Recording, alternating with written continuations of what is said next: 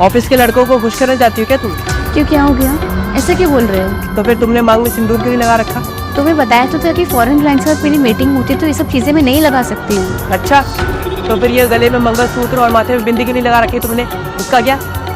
रोज नए लोगों से मिलना होता है, ये सब चीजें हमें अलाउ नहीं है कंपनी में। तो फिर तुम्हारे शादीशुदा होने का मतलब क्या है जब तुम ये सब पहन नहीं सकती? तो पहन रखा है मैंने, ये देखो। इसे हाथ में नहीं गले में पहना जाता है, फैशन करने की चीज नहीं है, ये मंगलसूत्र है। पता है मुझे फैशन की कोई चीज़ नहीं, लेकिन ये चीज़ें ट्रेंड में चल रही है। गले में पहनो या हाथ में पहनो एक ही बात है। पहन तो रखा है ना मैंने मंगलसूत्र। अरे गले में मंगलसूत्र, माथे पे बिंदी और मांग में सिंदूर होता है ना, तो पता चलता है कि औरत शादीशुदा है। लोग फ्लर्ट नहीं करते हैं। फिर जिसको फ्लर्ट करना होगा ना वो ये सब चीज़ें देखेगा नहीं पहले। साफ साफ बोलो, तुम तो चाहते नहीं ना कि तुम शादीशुदा लगो। तुम तो चाहते हो कि तुमसे कोई फ्लर्ट करे, तुमसे कोई आके बातें करे, अट्रैक्ट हो तुम्हारी तरफ, है ना? अगर ऐसी बात है ना तो ये लो।